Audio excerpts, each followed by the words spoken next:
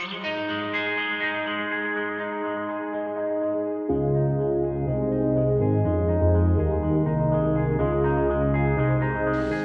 tout le monde, bienvenue au podcast Courageusement Humain. Mon nom est Ghislain Lévesque, je suis l'instigateur du mouvement.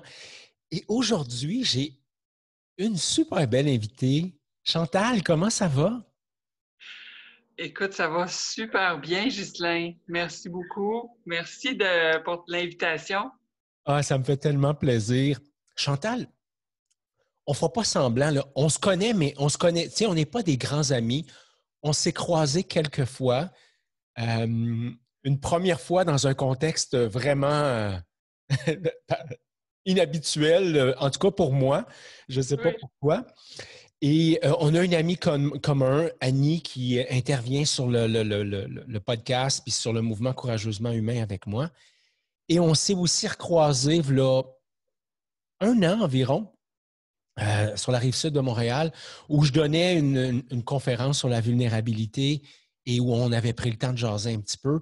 Puis après ça, on s'est échangé à quelques moments ici et là sur la page Facebook. Et voilà quelques semaines, peut-être un mois et demi, 2 mois, tu as laissé, je pensais même pas commencer avec ça, mais je vais commencer avec ça parce que je trouve que ça fait une belle entrée à la matière. Tu avais posté ou publié une image où on voyait quelqu'un qui comme tirait le voile sur son intérieur, tu sais, et c'était marqué, et je cite, le plus grand voyageur n'est pas celui qui fait le tour, qui fait 100 fois le tour de la Terre, mais une fois le tour de soi. Hmm. Et je t'avais dit, crime, ça m'interpelle tellement. Et c'est la raison pour laquelle j'ai dit, mais ça me prend une conversation courageusement humaine avec Chantal sur ce que moi j'appelle toute l'importance du temps d'arrêt. Puis là, je vais faire mon agace, mais avant de parler du temps d'arrêt, j'ai juste envie de donner un peu de perspective à celui et celle qui nous écoutent. Chantal, avant que tu en arrives à publier ce genre de publication-là, puis de parler de l'importance du temps d'arrêt, tu as commencé ta carrière en accompagnant des femmes pour qu'elles se sentent belles. C'est ça que je retiens des recherches que j'ai faites sur toi. Parle-nous un petit peu de comment tu en es arrivé à ça. Oui, mais c'est une belle entrée en matière. Merci, Ghislain. Puis, j'étais vraiment heureuse. Ça m'a surpris en même temps. Je me suis moi-même surprise d'accorder cette importance pour le temps d'arrêt. Donc, comment je suis arrivée là? Ça fait 15 ans que je suis en affaires aujourd'hui, puis que j'accompagne les femmes à être belles et bien dans leur peau. Et puis, tu sais, comme moi, en tout cas, tu es travailleur indépendant, tu es travailleur autonome, hein? Et être en affaires, être entrepreneur, être travailleur autonome, on vit de notre passion, hein? On fait ce qui nous passionne dans la vie. On aime ce qu'on fait. La business est nous, et nous sommes la business, et tu sais, on ne sait plus trop où sont les limites de là, je suis en train de travailler, ou je suis en train de vivre, je suis en train bon, tu comprends un peu Ouais. ce que je veux dire. Donc, là, je ne sais plus trop où je m'en allais avec ça. Mais oui, c'est ça, c'est que ça fait 15 ans que j'accompagne les femmes à être belles et bien dans leur peau. Puis au départ, quand je suis partie en business, c'était vraiment pour l'esthétique, hein. Je faisais du remodelage du corps, je suis massothérapeute, j'ai étudié les médecines alternatives et tout ça. Et plus le temps avançait, je passais beaucoup de temps avec ces femmes-là. Ils sont devenus presque des amis. J'en ai des clientes que j'ai encore depuis 15 ans, hein, même 12 ans, 10 ans, qui sont venues toutes ces années-là. Puis c'était plus juste pour l'appareil qui remodelait la silhouette, ils venaient pour ce moment d'arrêt-là que ça leur procurait. Puis moi, ce que ça leur apportait de venir avec moi, c'est une écoute. L'écoute, l'accueil, sans jugement, tout cet endroit, cet espace-là qu'elle se permettait de se déposer en toute sécurité, en toute confiance. Et dernièrement, tu sais, avec la pandémie, je ne peux pas passer sous silence qu'est-ce qu'on vit tous. Ça a permis ça, ça m'a permis ça, ce temps d'arrêt-là, parce que au fil du temps, mon accompagnement s'est transformé. Je suis allée me chercher un cours en coaching. Hein. Je suis coach maintenant, coach de vie. Et je ne fais plus d'esthétique du corps. Par contre, il y a une chose qui reste. C'est que pour moi, c'est important que la femme reconnaisse sa beauté intérieure d'abord. Quand une femme se sent belle, elle est dans toute sa puissance créatrice. C'est là qu'elle est la plus dans sa puissance, dans son pouvoir. Donc, ça s'est transformé au fil du temps, mon accompagnement par rapport aux femmes. Donc voilà, c'est un peu comme ça que j'en suis arrivée. Puis moi, étant aussi une femme, hein, je suis d'abord une femme, je suis une mère de 2 grands garçons. Je suis une femme spirituelle, je suis une femme connectée à l'âme, au cœur, je suis une femme une amoureuse de la nature. Et quand j'observe mes clientes qui viennent se déposer hein, chez moi, qui prennent soin d'eux, que je prenne soin d'eux, bien, je me dis, pourquoi moi, je ne m'accorde pas à moi aussi ce temps-là? J'ai beau aimer ce que je fais, ça me passionne, je suis nourrie, ça me nourrit. Et en même temps, je n'ai pas envie que la vie m'arrête. Tu sais, on voit souvent ça. Hein? Moi, j'ai vu des gens pas s'arrêter puis frappés par la maladie. Tu sais, souhaiter s'arrêter, puis que, whoop, la maladie t'arrête. C'est pas ça que j'ai envie. Ouais. C'est pas ça que j'ai le goût. Fait que j'ai choisi, pour la première fois, depuis 15 ans en affaires, pour la première fois de ma vie, j'ai pris cette décision-là en toute conscience, par amour pour moi, de prendre 3 semaines de vacances, mais en ligne. Tu sais, je prenais des petits week-ends ici et là, par peur financière. Je travaille autonome. Si j'arrête, je n'ai pas de revenus. Tu comprends? Oui. Par peur financière, mais aussi par peur, les clients, la clientèle, va-tu m'oublier? Par peur du jugement de toutes sortes. Il y a eu la pandémie, j'ai été arrêtée. Comment ça se fait que moi, je prends 3 semaines de vacances quand on a eu 2 mois en arrêt? Hein? Tous ces jugements-là que j'ai portés sur moi, toute cette insécurité-là qui est montée.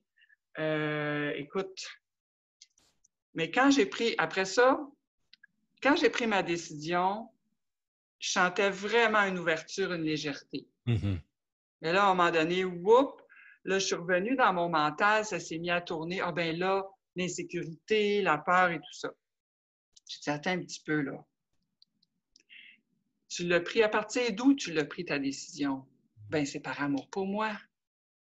Donc, c'est parfait. Ouais.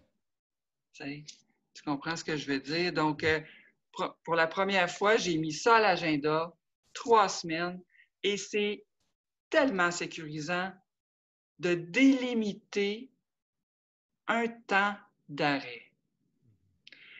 J'apprends en le vivant, OK, l'importance du temps d'arrêt, parce que je ne l'ai pas fait souvent dans ma vie.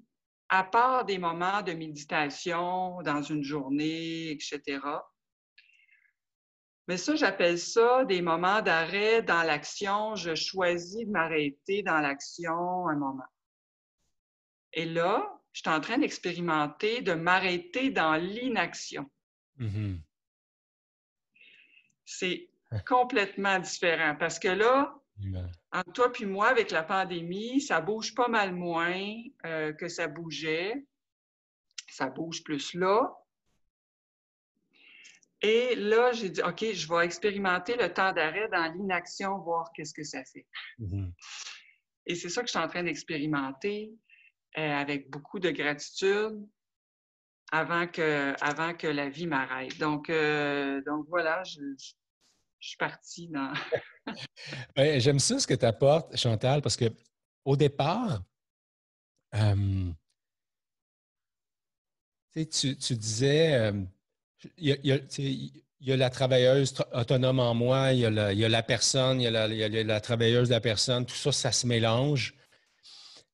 Après ça, tu as fait un lien avec les femmes. Et ce que moi, j'entendais, c'était l'absence de conscience par rapport aux frontières.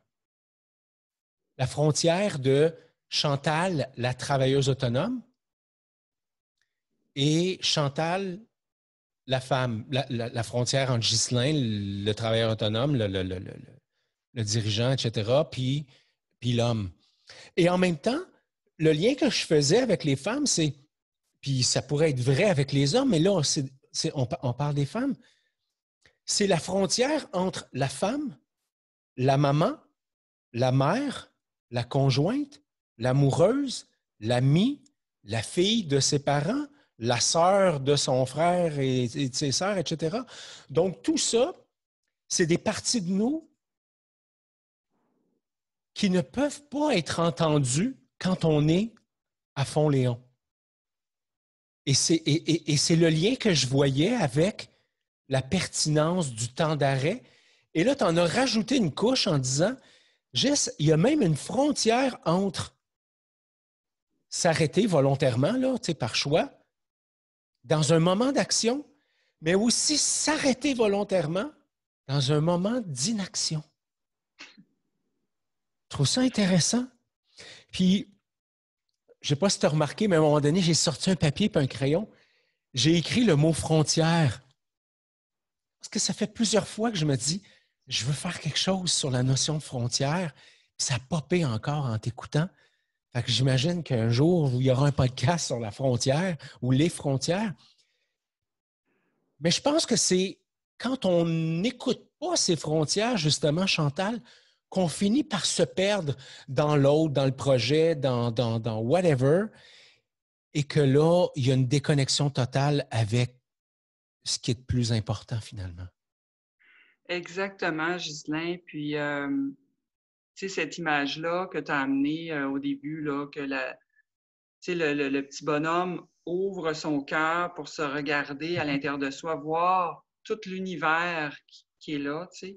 Puis l'importance de s'arrêter pour, moi j'appelle ça revenir dans son axe, revenir dans mes bottines, parce que c'est facile d'aller marcher dans les bottines des autres. Puis c'est de se perdre, comme tu dis, puis d'être emporté par une espèce de courant, emporté par toutes sortes de choses qui viennent par nous étourdir à un moment donné.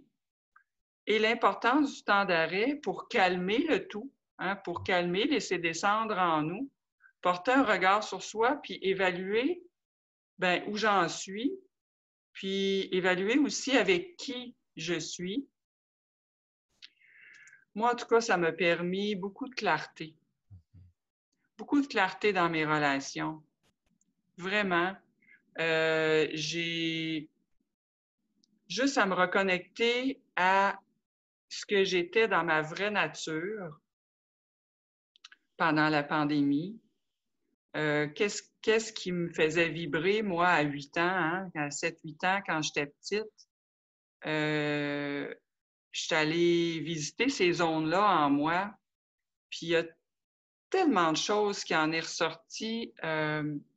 Moi, j'étais une petite fille qui aimait danser. Je rêvais d'être une danseuse étoile. J'aimais jouer du piano. J'avais tout un univers créatif. Je suis très, très créative, que j'avais mis de côté. Donc, juste de prendre le temps d'arrêt, de me déposer dans ce temps-là, puis de vraiment prendre le temps de m'observer. M'observer, puis, tu sais, ton titre, courageusement humain, est vraiment très, très puissant. Puis, pour moi, c'est très en lien de s'observer tel qu'on est, avec notre ombre, notre lumière, et aussi d'honorer toutes ces parties-là, comme tu as dit, honorer où j'en suis avec la mère que je suis, avec la femme que je suis, avec l'amie, l'amoureuse, la femme d'affaires, toutes ces parties-là de moi. Donc, oui, ça permet de faire le point, ça permet de... Oui, c'est ça, ça permet de faire le point, mais aussi reprendre l'énergie, me reprendre mon pouvoir, celui que je redonne à l'autre souvent. Oui. Ce que j'entends, c'est... En fait, j'entends toute l'importance du temps d'arrêt, de s'arrêter, de ralentir, même de s'immobiliser. Mais j'entends aussi la conscience qui est là sur observer ce que je vis, qualifier, évaluer ce que je vis et clarifier aussi dans le sens de est-ce que ça correspond à ce que j'ai envie? C'est-tu ça qui me tente? Mais j'avais aussi l'impression d'entendre à la fin de ton intervention, juste, il y a une question aussi d'être conscient, consciente, de suis-je en train de me nourrir d'énergie ou suis-je en train inconsciemment de vivre des fuites d'énergie?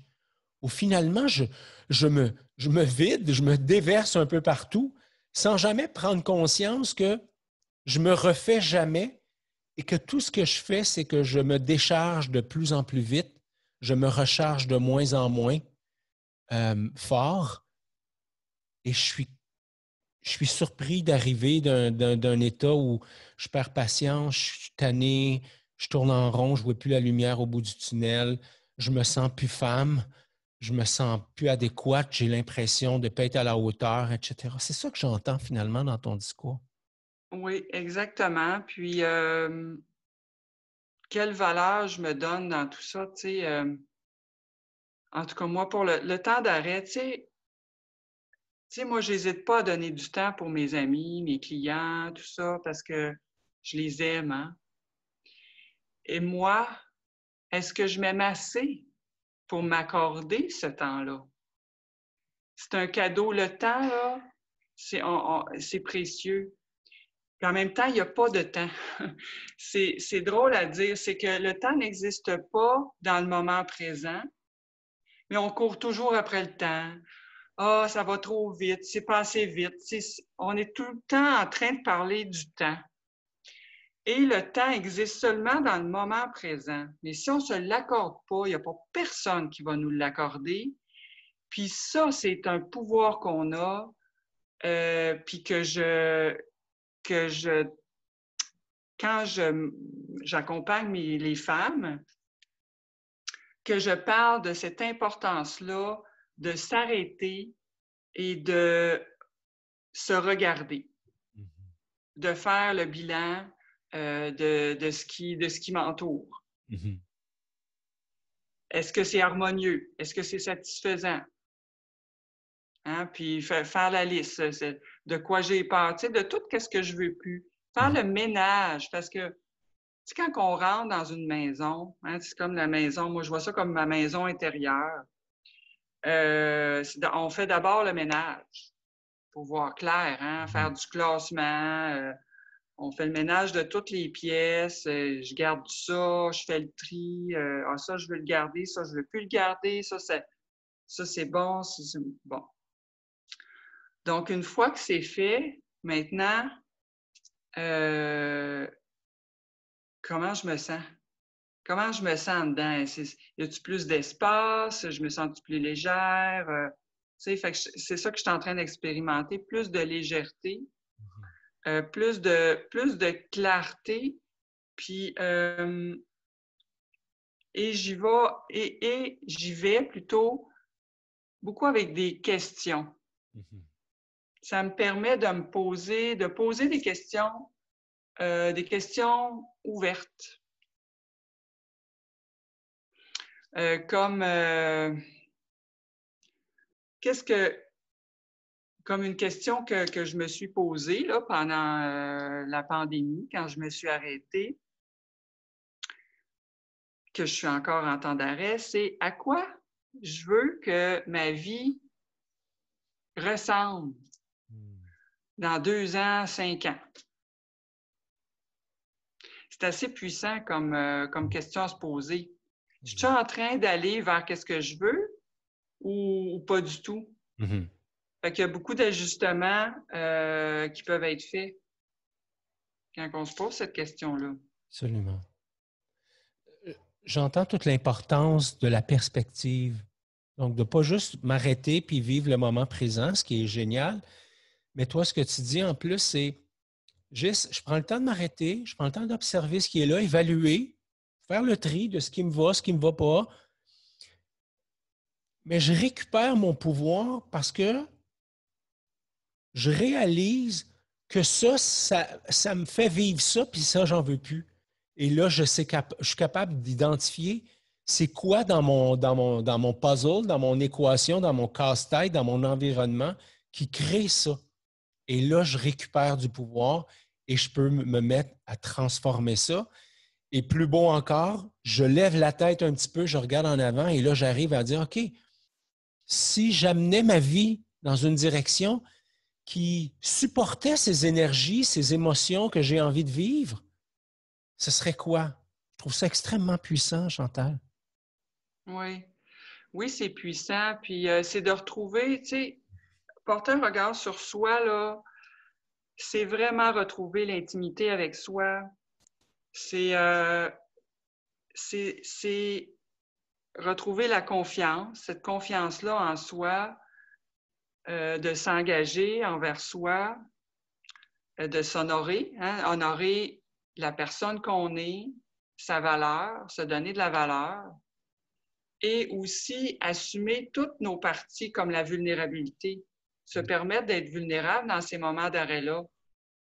Tu sais, si j'ai envie de rester à rien faire, juste à rien faire, même pas lire, là, puis que j'ai le goût, je me sens triste, exemple, puis que j'ai le goût de pleurer, ben je vais le faire. Après ça, ben je fais quoi? Tu sais, je change d'état. Tu sais, mais juste de me permettre de vivre, premièrement, mes émotions, un temps. Après ça, en quoi j'ai de la gratitude, moi, dans ma vie? Juste me permettre de faire la liste de mes gratitudes dans ce temps d'arrêt-là, ça fait du bien. La santé, c'est si important pour moi. La santé sur tous les plans. Tu sais, autant physique, autant émotionnel, autant la santé mentale, puis spirituelle aussi. Puis c'est beaucoup aussi, je suis une fille qui est spirituelle et pour moi, c'est important. Et je me suis aperçue que j'étais déconnectée un peu de ma spiritualité. On a toute une définition, hein? On a toute notre propre spiritualité. Et je m'aperçois dans ce temps d'arrêt-là que pour moi, ça passait aussi par l'écriture, ma spiritualité. Donc, ce temps d'arrêt-là me permet de reprendre contact avec ce médium-là qui est l'écriture. Donc, ça fait partie de rituels que je m'accorde à tous les matins, à tous les soirs, même dans la journée, d'écrire comment je me sens, d'écrire, ça peut être des gratitudes, ça peut être toutes sortes de choses. Mes rêves, à quoi je rêve. T'sais? Puis ça peut être ma liste d'épicerie aussi. Oui, absolument.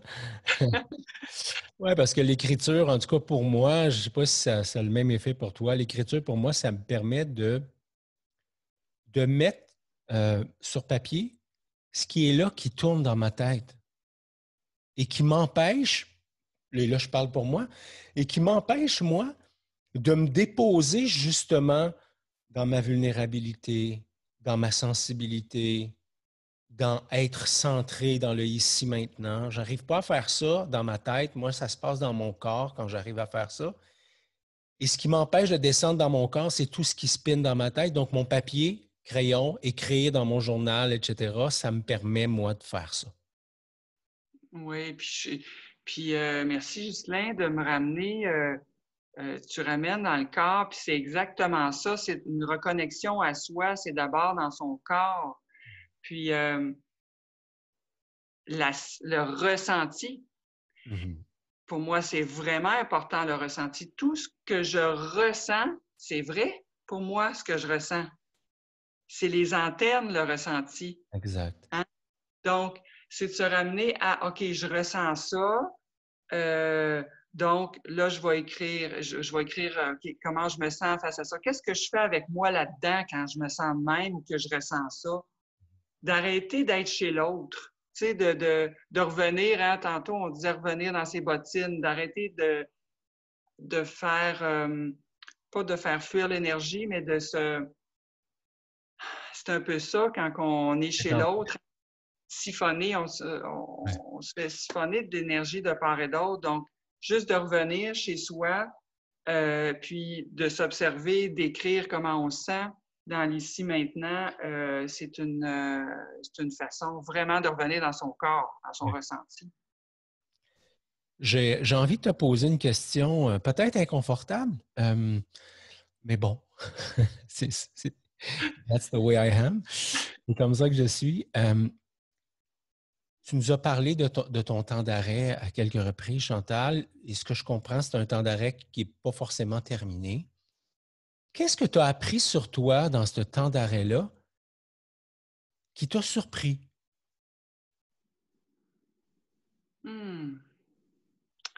Très bonne question. Qu'est-ce que j'ai appris sur moi?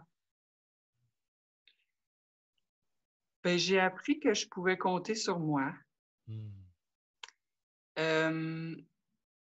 J'ai appris que l'amour et l'amitié faisaient partie de mes valeurs. J'ai été un petit peu surprise. J'ai écrit un article dernièrement sur l'amitié entre femmes.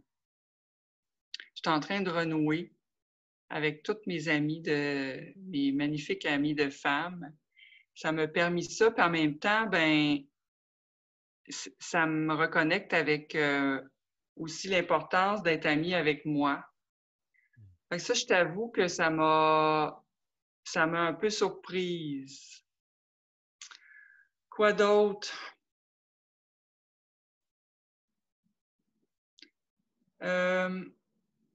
Ben, qu'il y a une femme, que la petite fille en dedans de moi avait besoin d'être écoutée. Et il y a beaucoup de choses il y a beaucoup d'anecdotes de l'enfance quand j'étais petite fille qui ont remonté, là, tu sais, comme tout ce qu'on pouvait créer avec les amis, tout ça. Puis déjà, très, très, très, très, très jeune, j'avais cette connexion-là avec la nature. J'avais mon monde. C'est comme si je communiquais avec les esprits de la nature. Et je me suis laissée juste aller là-dedans, puis je me suis dit, ben je me laisse surprendre par cette petite fille-là. Je pense que c'est la petite fille en moi qui se manifeste. Puis Oui, ça m'a un peu surpris. Mhm. Oui. On a parlé beaucoup de l'importance du temps d'arrêt, du fait que tu accompagnes les femmes. Tu as lancé un projet récemment. Euh, Puis là, je l'ai écrit quelque part. Puis là, l'amitié entre femmes. Mais tu écris femme d'une façon particulière. J'aimerais ça que tu nous expliques comment tu l'écris, justement, ce mot femme-là. Puis euh, qu'est-ce que les femmes peuvent y retrouver? Bon, d'abord, mon projet, c'est un projet qui m'est venu justement pendant le temps d'arrêt de la pandémie. Ça fait longtemps que je veux mettre tout à profit, mon savoir, mes connaissances et mon parcours de femme spirituelle, créative et connectée, hein, parce que c'est un projet pour ces femmes, pour les femmes en général, les femmes du monde. Et je l'écris d'une façon qui m'est venue en inspiration quand j'étais dans un groupe de femmes, un groupe d'entrepreneurs.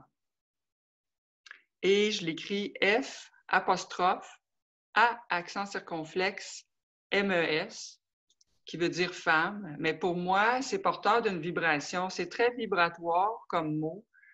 C'est porteur de la vibration de l'âme, du cœur. Il y a beaucoup de spiritualité, de douceur, mais aussi c'est toute la puissance créatrice de la femme, toute cette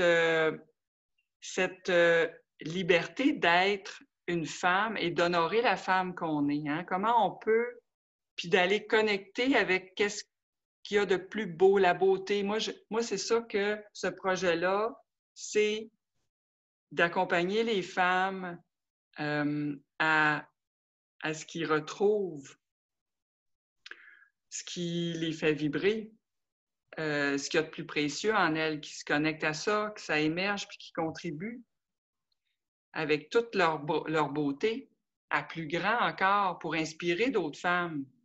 Je crois qu'une femme qui se sent belle et qui contribue avec sa beauté dans toute sa puissance. Puis moi, j'ai envie d'accompagner les femmes, j'ai envie d'inspirer encore plus de femmes pour le nouveau monde, pour un monde meilleur. Mm-hmm. Fait que c'est un peu ça mon projet. Puis l'amitié entre femmes, c'est un article que j'ai écrit justement en début de mes vacances, qui m'est venu spontanément parce que j'ai vécu une expérience d'amitié qui m'a beaucoup touchée, puis j'avais envie de le partager. Donc, ça m'est venu. Puis je me posais la question, est-ce que j'écris le mot femme? Tu sais, dans la langue française, ça n'existe pas dans le dictionnaire. C'est un mot inventé. Je me suis dit, est-ce que je l'écris comme... Puis ça, c'est toujours la peur du jugement. Je me suis dit, non, j'y vais. J'y vais avec qu'est-ce qui est là, avec toute la vibration. Puis les gens connecteront pas. C'est pas ça l'important. C'est que ça venait de mon fond. Ça Exactement. venait de mon fond. Voilà. Euh, Si jamais les femmes avaient justement envie d'entrer en contact avec toi et puis de te retrouver, d'échanger, de lire ce que tu prépares ou même de se joindre à ce projet-là, comment ils peuvent te rejoindre? Ben d'abord, il y a ma page Facebook qui peuvent me rejoindre directement là. C'est Chantal Ouellet, soit ECO, Massothérapie Énergie Coaching, ou mon site Internet qui est www.chantalouellet.com, tout simplement. Et aussi sur ma page Facebook, ben, il y a mon numéro de téléphone. Ils peuvent directement m'appeler. Ou m'écrire par courriel aussi. Je crois que mon courriel est indiqué là, sur ma page Facebook. Tout est là. Donc, juste m'écrire, puis pas gêner. Vraiment, j'ai, j'ai- je crois que d'abord, de reconnaître qu'on a besoin d'être accompagné, c'est déjà un bon début. Absolument. Mm. Donc, ça va me faire plaisir. Ouais. Je fais le souhait qu'un jour, un groupe important d'hommes fasse exactement ce que tu viens de dire, c'est-à-dire ne pas se gêner de demander de l'aide. Ça, c'est une autre Ah. conversation puis un autre débat. Mais ce que je trouve beau dans le mouvement dont tu parles, ce que je trouve beau chez la femme, c'est cette espèce d'élan naturel. Puis j'espère que je ne suis pas en train de généraliser puis stéréotyper parce que j'haïs ça quand quelqu'un fait ça.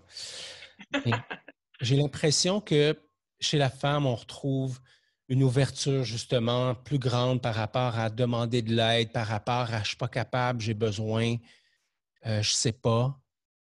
Et quand je vois le mouvement qui est présent dans notre société actuellement où les gens sont poussés vers le pôle masculin, dans l'action, dans let's go, les objectifs, etc. Même la croissance personnelle, c'est devenu un lieu où on est supposé de faire ça à vitesse grand V. Tu sais. Alors, de voir que tu parles de temps d'arrêt, tu parles de retour à soi, pour moi, ce que j'entends, c'est le retour vers le pôle féminin. Et s'il y a des hommes qui sont encore à l'écoute au moment où on se parle aussi loin dans le podcast, j'espère que vous avez compris qu'on n'était pas juste en train de parler aux femmes, mais que vous avez aussi compris que nous, les hommes, nous avons cette partie, cette énergie féminine en nous. Et c'est le pôle vers lequel on a besoin de se retourner aussi pour se ressourcer, pour faire notre temps d'arrêt, pour faire exactement les mêmes évaluations dont tu parles, même regard sur soi, cette même capacité de se déposer, de demander de l'aide, de se libérer, d'écrire, de s'apaiser. C'est pas avec le pôle masculin qu'on arrive à faire ça. Puis donner du sens aussi. C'est de donner du sens aussi à son temps d'arrêt. Mm-hmm. Oui. C'est pas juste s'arrêter pour écouter Netflix ou la télé ou Non. surfer sur Facebook. Oh, c'est correct aussi. Puis Oui. c'est parfait, ça prend ça. Sauf que aussi, en même temps, c'est sa spiritualité, d'aller connecter avec sa propre spiritualité, puis de se laisser surprendre. De se laisser surprendre par ce qu'on peut y retrouver dans cet intérieur-là quand on Ouais, ouvre le rideau. exactement. J'aime bien poser cette question-là. J'imagine que tu t'y attends. Qu'est-ce que ça veut dire pour toi être courageusement humain? Oui, oui, je m'y attendais un petit peu. Puis, tu sais, je l'ai dit tantôt, ton titre est vraiment, vraiment puissant, très vibratoire. Tout est là, hein? Courageusement humain, pour moi, c'est je vois, je vois un lion, puis en même temps, je vois toute la force et la douceur. C'est d'abord la résilience. C'est de tomber mais se relever. C'est de prendre ses responsabilités de qui on est, avec toutes nos parties, puis de les honorer. En fait, c'est de se laisser être, puis laisser être l'autre aussi. Ouais, je pense que courageusement humain, c'est d'être qui on est, je pense. C'est d'avoir l'audace ou oser être vraiment qui on est. Prends du courage. En tout cas, à mon avis. Oui, je suis d'accord avec toi. Je flirte avec ce courage-là chaque jour. Tu sais, il y a des moments où c'est tellement facile pour moi d'être courageux. Puis il y a tellement d'autres moments, Chantal, où, Caroline, je me sens un petit gars qui a peur de tout et de rien. Et j'ai compris que le vrai courage, pour moi, c'était juste d'accepter que ça, c'était là. Qu'il y a des moments où je suis tout dans ma puissance. Et là, quand je parle de puissance, hein, je sais que tu as compris, mais je veux juste spécifier. Je ne parle pas de puissance où je suis dans la domination sur l'autre. Je suis juste bien connecté à toute ma solidité intérieure. Puis il y a d'autres moments où je suis connecté à quelque chose de tellement fragile en moi. Et ce que je retiens de la conversation qu'on a ensemble aujourd'hui, c'est toute l'importance dans ces moments-là de ralentir, de s'arrêter, de s'autoriser à, à regarder à l'intérieur. Oui. Oui, pour vivre. Oui. Vivre. C'est pas s'arrêter pour... il y en a qui ont... Je comprends la peur de s'arrêter, hein. Puis, il y en a qui disent, ben non, là, je suis rendu à poser des actions. Oui, oui, poser des actions. Mais d'abord, s'arrêter, tu sais, pour évaluer quelles actions je vais poser, tu sais. Tout à fait. Fait que, Chantal, ouais. merci infiniment. Merci de t'être prêtée au jeu de Courageusement humain. Ça a été un vrai plaisir d'échanger avec toi. Comme à chaque fois qu'on se croise, Ouais. j'ai un grand faible pour ta sensibilité, ta douceur, ta capacité d'introspection. Puis en même temps, tu sais, j'ai entendu aussi des moments où tu es moins sûr de toi, où tu t'accroches, où tu te sens moins femme, où tu te sens moins adéquate. Et tout ça, moi, ça avait juste contribué encore plus à ta beauté et à la beauté des femmes et à la beauté de tous les humains.